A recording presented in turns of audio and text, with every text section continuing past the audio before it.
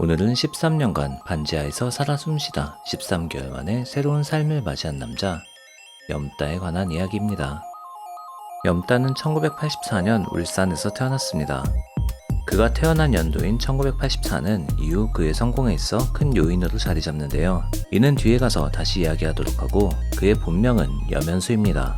그의 예명인 염따는 염연소 왕따에서 앞글자와 마지막 글자만 따온 누가 봐도 대충 지은 이름인데요. 그는 성공의 길을 어려서부터 두드렸습니다. 그는 20대 초반이었던 2006년 Where is my radio라는 싱글로 데뷔를 했습니다. 당시 이 곡은 친구지만 이미 힙합씬에서 두각을 나타내고 있던 PNQ, 팔로알토와 더콰이엇이 피처링을 해줬지만 힙합씬에 기스조차 내지 못하고 묻혀버립니다. 이후 몇몇 앨범에 피처링으로도 참여해보지만 여전히 그를 알아봐주는 이는 없었습니다. 그는 꼭 음악이 아니어도 괜찮으니 돈을 벌기 위해 다양한 경로를 모색했습니다. 그중 하나가 당시 최고의 주가를 올리고 있던 무한도전의 도라이 콘테스트에 나간 것이었죠. 하지만 이때도 그렇게 큰 임팩트를 남기지는 못했습니다. 그래도 다른 프로그램도 아니고 무한도전에 나온 덕에 MTV에서 VJ를 할 기회도 얻고 하하의 서포트로 메이저 데뷔를 준비하기도 했지만 결국 이마저도 약발이 오래가지 않아 모두 무산됩니다. 이후에도 방송이나 행사로 간간히 얼굴을 비추며 간신히 생계를 유지하던 그는 이대로 살면 안되겠다고 각성하고 앨범 작업을 합니다. 첫 싱글이 나오고 10년이 지난 2016년 염따는 드디어 그의 첫 정규 앨범 살아 숨쉬어를 발매하면서 본격적으로 다시 음악 활동에 돌입합니다. 각성하고 앨범을 만들었지만 여전히 그의 영향력은 미미했습니다. 다음에 두 번째 정규 앨범 미나를 내면서 생각보다 음악이 괜찮은데? 라는 반응은 이끌었지만 여전히 전국에서 염따의 음악을 아는 사람은 소수였습니다. 2019년 1월 염따는 굴하지 않고 세 번째 앨범 살아 숨쉬어 2를 발매합니다. 소속사는커녕 자신의 앨범을 만들어줄 곳도 없는 그는 모든 앨범을 자신이 직접 프로듀싱하고 직접 유통까지 했는데요. 그래서 다른 아티스트와는 달리 그의 노래를 모두 그의 유튜브 개인 채널에서 들을 수 있습니다. 소속사가 없기 때문에 그는 자신의 이미지를 딱히 포장할 필요도 없었고 자신이 하고 싶은 대로 막 할 수 있었습니다. 그래서 나올 수 있던 것이 굿즈 판매인데요. 처음 그는 콘서트에서 자신을 모티브로 한 캐릭터가 그려진 티셔츠를 프린트해서 굿즈로 판매했습니다. 대박은 어디서 터질지 모른다고 했던 거예요. 이 티셔츠가 그의 인스타와 유튜브에서 판매 요청이 들어오면서 그냥 스마트 스토어에 올렸는데 이게 대박이 납니다. 어차피 많이 팔릴 거라고 생각도 안 했던지라 최대 판매 수량을 걸어놓지 않고 스마트 스토어에 올린 것이 하루 만에 910만원의 매출을 올린 것이죠. 염따는 평소 그의 도라이 같은 캐릭터로 인스타에서 이걸 왜 사냐면서 택배 싸기 힘드니까 그만 사라고 했지만 원래 하지 말라고 하면 더 하고 싶은 게 사람의 심리 아닌가요? 실시간으로 자신의 택배 싸는 모습을 보여준 덕에 염따의 티셔츠는 더더욱 많이 팔리게 되고 결국 4일 만에 매출 6천만원을 찍게 됩니다.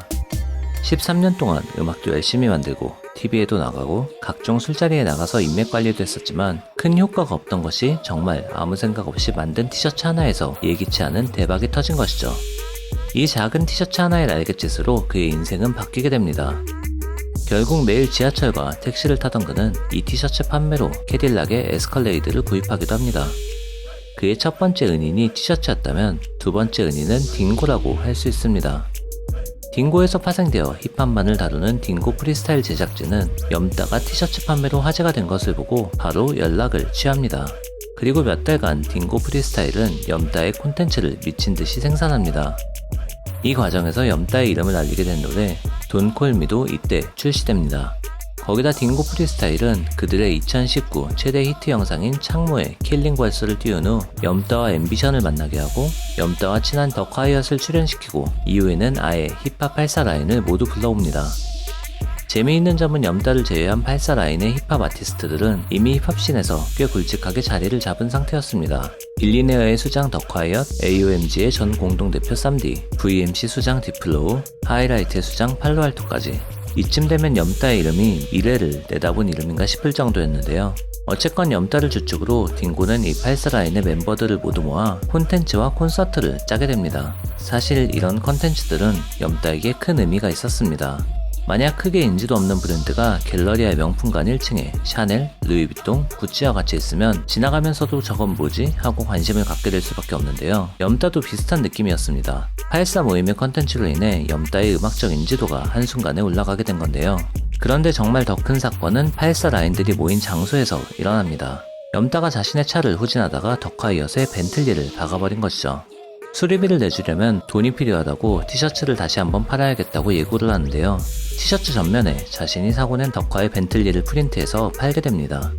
메인 상품인 후드티 외에도 일명 플렉스 반팔티와 슬리퍼도 같이 제작해서 판매하게 되는데요. 아마 그도 예전처럼 수천만 원을 벌면 좋겠다고 예상하고 판매를 시작했을 겁니다.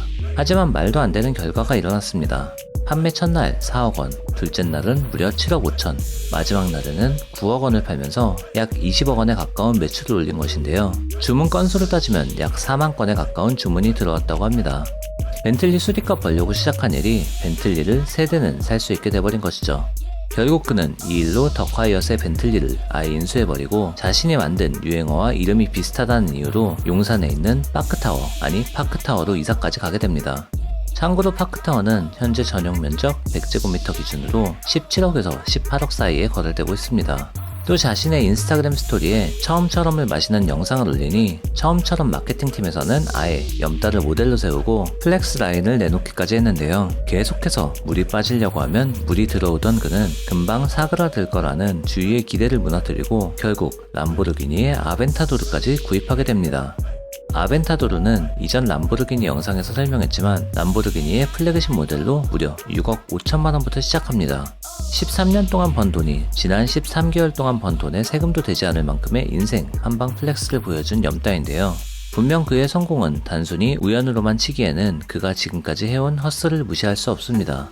싱글이 망한 10년째에도 포기하지 않고 이마트 바닥을 닦으면서 계속 앨범을 낼 수 있던 것, 아무도 자신을 봐주지 않으니 다양한 SNS를 통해서 쉴 새 없이 자신을 알린 것, 아무도 하지 않은 시도를 여기저기 두드려본 것, 복권에 당첨되려면 복권을 사러 가야 한다는 말이 있듯 아직 대박이 터지지 않은 구독자들도 계속 헛슬하다 보면 빛을 볼 날이 생기지 않을까요? 더 많고 재미있는 소식 머니스웨거 구독하고 받아보세요.